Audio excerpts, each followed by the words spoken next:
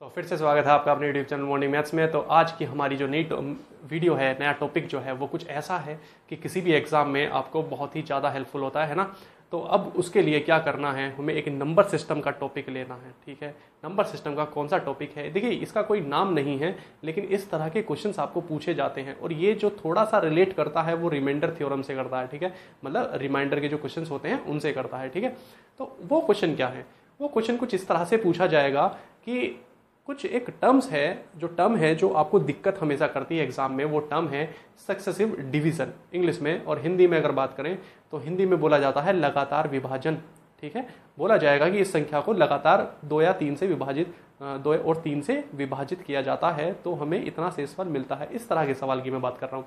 ठीक है, तो वो चीज़ ही हमें दिक्कत कर जाती है कि लगातार क्या डिवीजन है। कुछ लोग समझते हैं, जैसे हमने मान लिया कि 3 और 5 से लगातार भाग दिया जाता है 76 को। ठीक है, तो हम क्या करते हैं, पहले 3 से भाग दे देते हैं 76 को, फिर 5 से भाग दे देते हैं 76 को। तो ये गलत है। ठीक है, आपको क्या करना होगा, पहले 3 से भाग देंगे आप 76 में। ठीक है, जो वहां से आपका भागफल मिलेगा, ठीक है, जितना भाग करने के बाद आया है मैक्सिमम, मतलब कि 25 आएगा, क्योंकि 25 या 75 होते हैं, और फिर उस 25 को हम 5 से भाग देंगे। ठीक है, तो कुल मिला के समझ में आया ना। तो थोड़ा और समझते हैं बेहतर तरीके से क्या कहना चाह रहा है। मतलब जैसे 3 और 5 से हमने 76 का सक्सेसिव डिवीजन किया।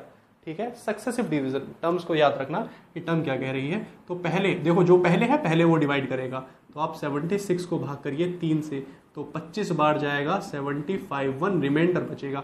अब ये जो हमारा भागफल आया है, ठीक है, इसको हम डिवाइड करेंगे, मतलब इसको डिवाइड करेंगे किससे, अब 5 से, 5 पंजे 25, तो डिवीजन हमारा कंप्लीट हो चुका है। ये होता है सक्सेसिव डिवीजन।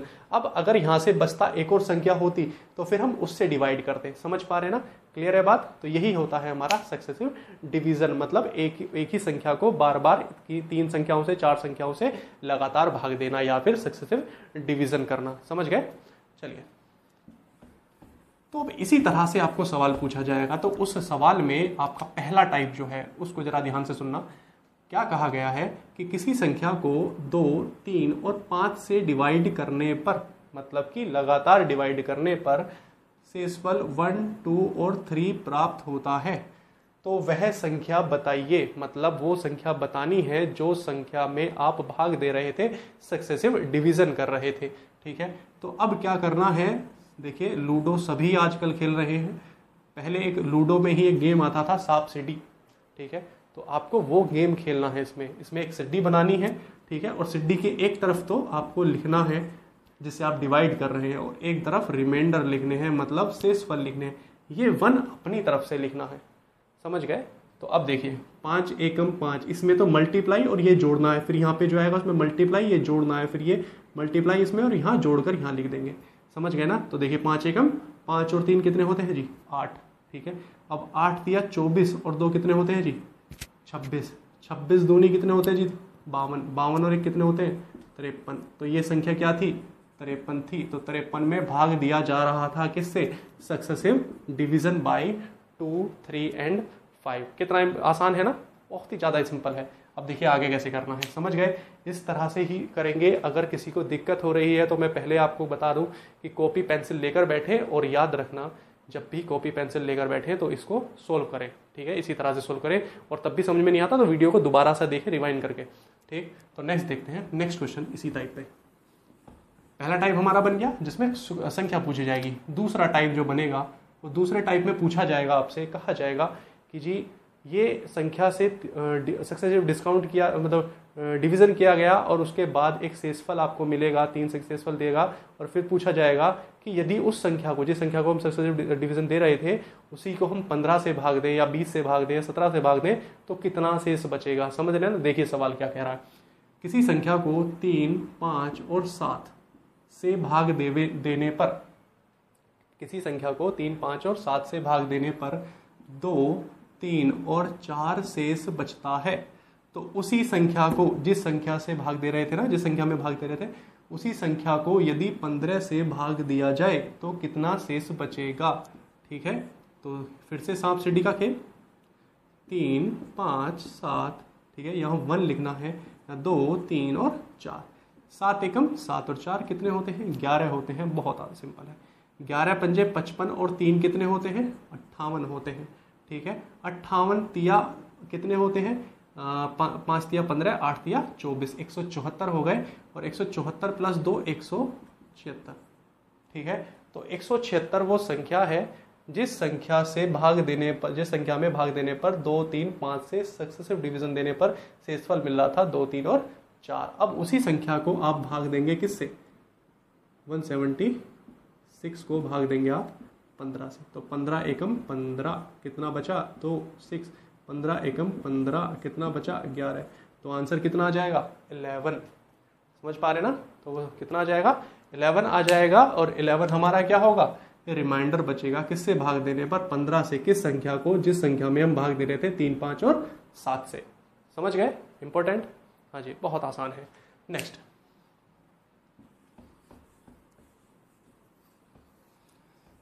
समझ में आया? पहला टाइप भी समझ में आया, दूसरा टाइप भी समझ में आया। एक और सवाल इसी टाइप पर करते हैं। किसी संख्या को 3, 5 और 9 से डिवाइड करने पर, भाग देने पर 2, 2 और 3 शेषफल बचता है, तो उसी संख्या को जिस संख्या में भाग दे रहे थे 20 से भाग देने पर कितना शेष बचेगा? चलिए, बहुत आसान है। सांप सीढ़ी 3, 5, 9, यहाँ 1 अपनी तरफ से। ठीक है, 2, 2, 3 समझते चले। 9 एकम 9 और 3 12, 12 पंजे 60 और 2 62, 62 तिया कितने होते हैं? 6 तिया 18, 2, 2 तिया 6, 186, 186 और 188। ठीक है, 188 हो गए। और 188 को किससे भाग देंगे अब? 20 से। 188 डिवाइडेड बाई 20, 20 निम्मा होते हैं 180। और कितना रिमाइंडर बचा? 8 रिमाइंडर बचा। यही हमारा आंसर है। समझ गए? बहुत ही ज़्यादा आसान है, बहुत ही ज़्यादा सिंपल है।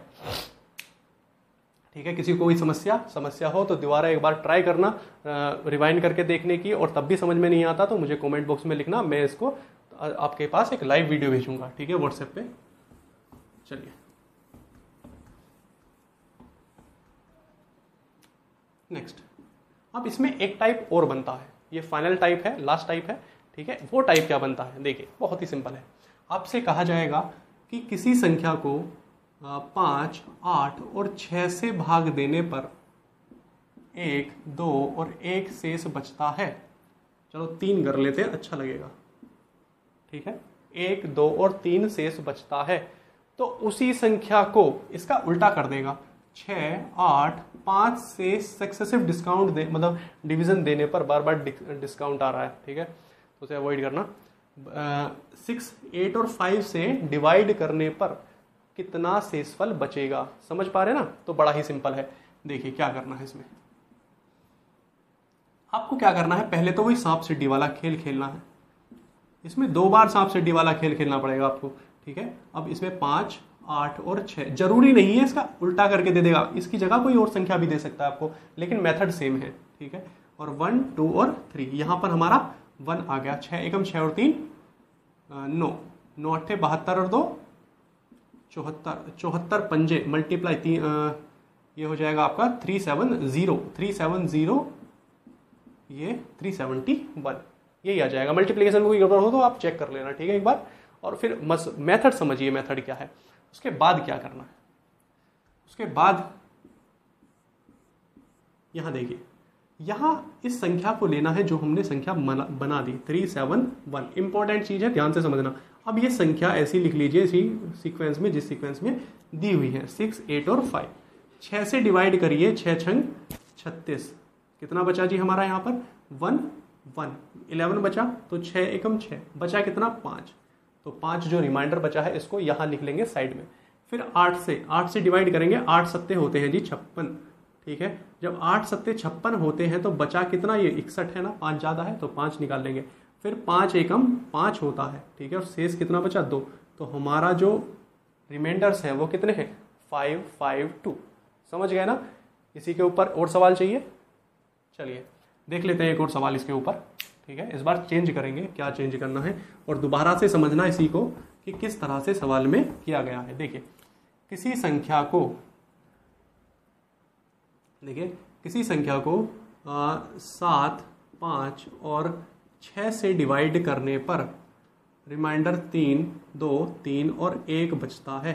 तो उसी संख्या को, जो संख्या में डिवाइड कर रहे थे, उस संख्या को 3, 5 और 7 से भाग देने पर कितना रिमाइंडर बचेगा। चलो उल्टा ही लिख लेते हैं, ठीक है, बाकी आप कर लेना जैसा भी हो।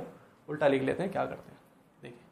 तो पहले तो वो संख्या निकालनी है, सांप सीढ़ी 7, 5, 6, ठीक है, 2, 3, 1 एंड 1, 6 एकम 6 और 1 7, 7 पंजे 35, 35 और 3 38, 38 गुणा 7 और प्लस 2 करेंगे तो 7 चौक 28, 7 दूनी 14, 280 माइनस 14 कितना हुआ जी हमारा 256।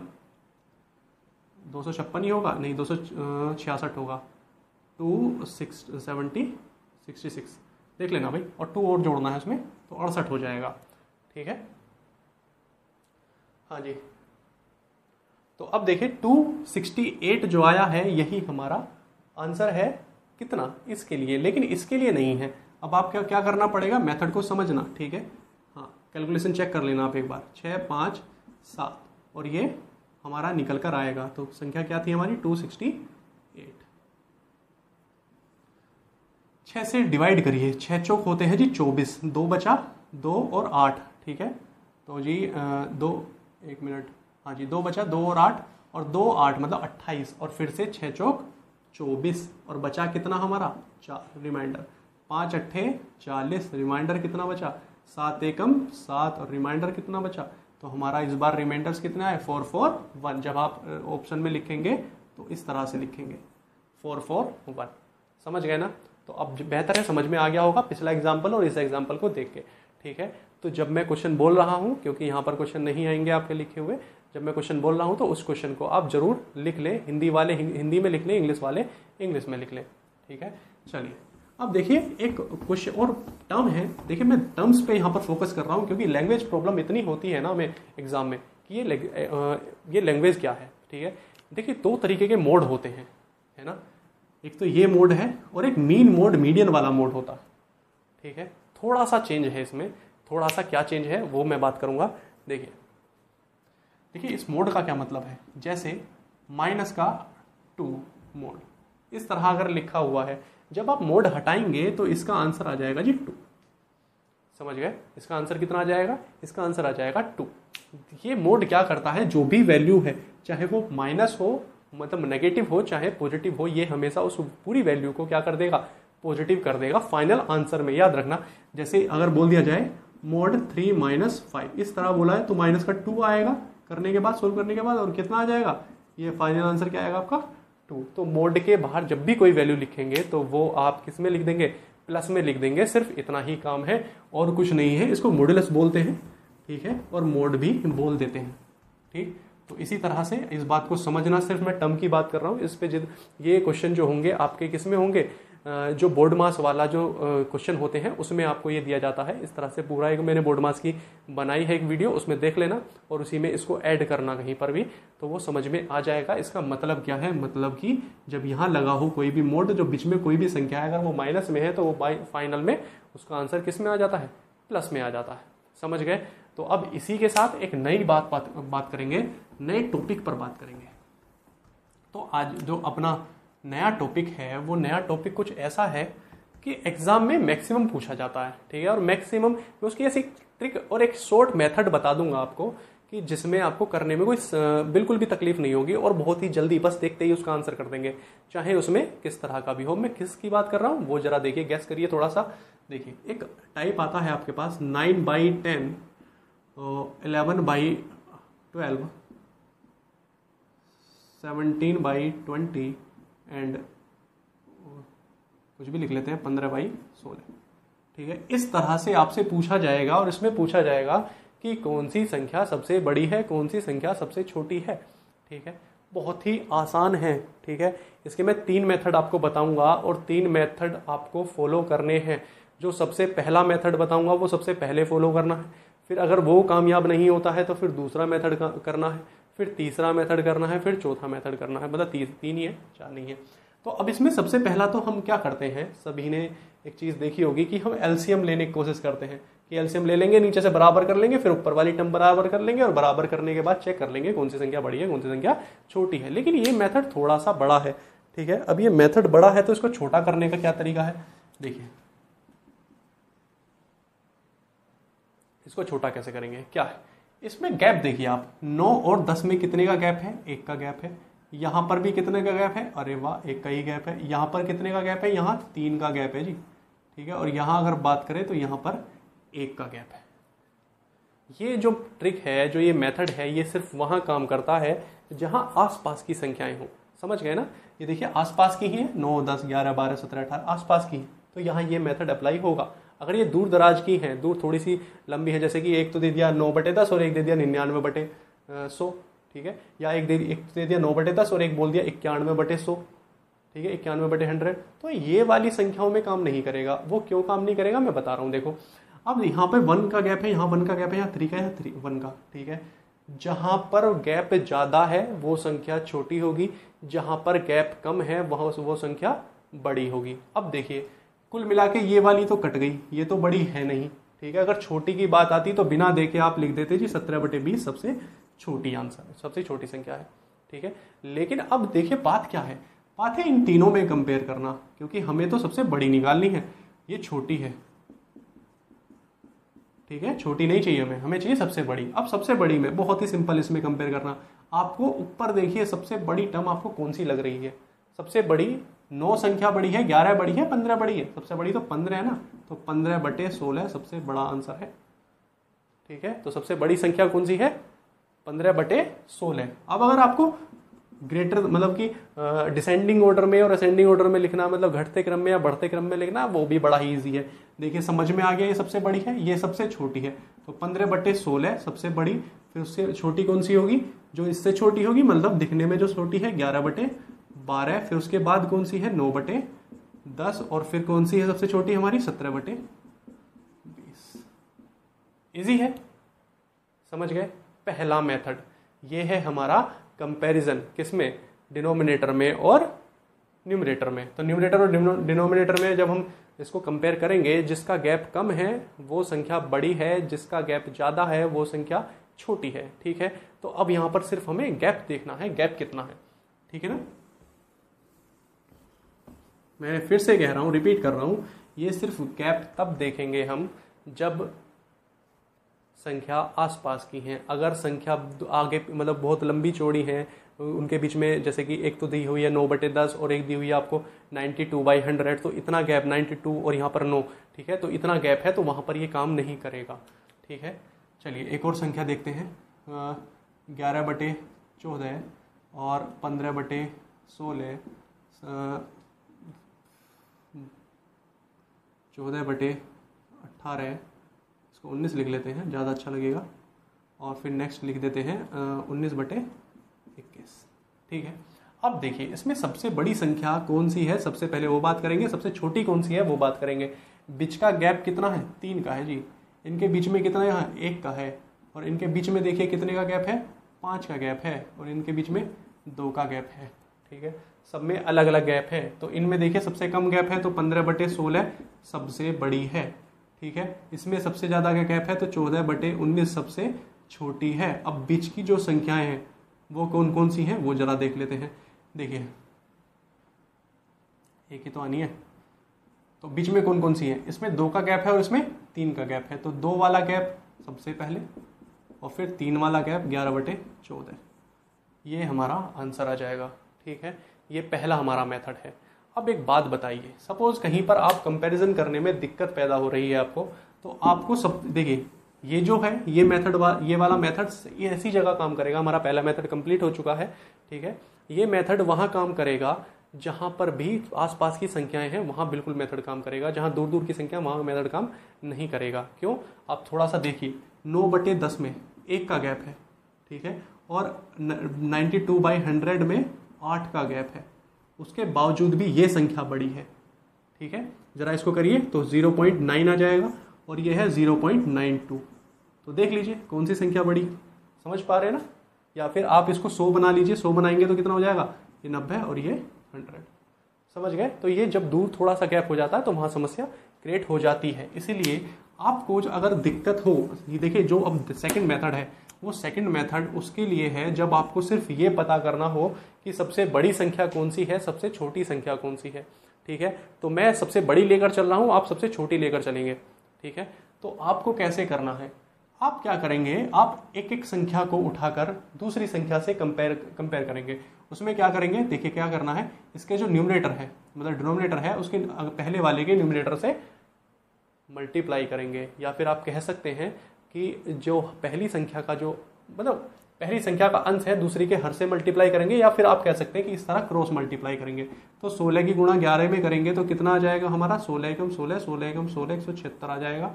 14 की मल्टीप्लाई इसमें करेंगे तो कितना आ जाएगा, 15 चौके 60 और 15 एकम 15 और 6 21, 210। तो कौन सी संख्या बड़ी है, 210 या 176? 176। तो इसका मतलब इन दोनों में कंपेयर करने पर कौन सी संख्या बड़ी है, 15/16 बड़ी है। अब हमें तो बड़ी छांटनी है तो हम इसको छोड़ देंगे। अब इसका कंपैरिजन अगली वाली से करेंगे।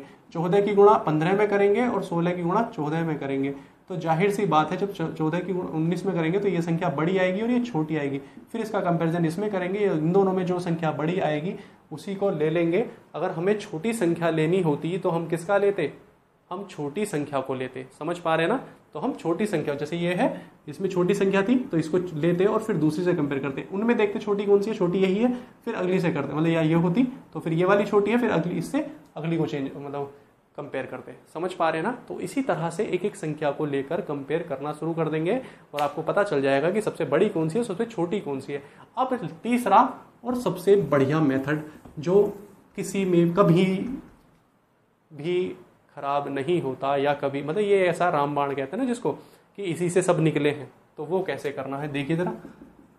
9/10, 11/12 और 13/18, 15 और फिर 12/15। ठीक है, इसको ले लेते हैं, 12/19 कर लो, चलो कोई दिक्कत नहीं है। कंपैरिजन मेथड तो है ही अपना। अब क्या करना है, आपको इनमें 2 पॉइंट्स तक, चाहे तो 1 पॉइंट तक ले लें या 2 पॉइंट तक, आप डिवाइड करिए। 10 से डिवाइड करेंगे 0.9 आ जाएगा। 12 से 11 को डिवाइड करेंगे तो कितना आएगा, 0.12 निम्मा 108, 20, 12 एकम 12, तो 0.9 बनाएगा। 2 पॉइंट तक लेंगे। 15 से डिवाइड करिए इसको तो 0.15 सत्ते 135 होते, मतलब 15 निम्मा 135 होते हैं, 15 अट्ठे 120 जाएगा, 15 अट्ठे 120, 10 0 और 15 छिक्का 90। चलिए अब इसको देखिए, 19 से 120, 120 को 19 पंजे 95, 6 बार चला जाएगा। चलिए उसके बाद देखिए, अब आपको अगला निकालने की जरूरत ही नहीं है।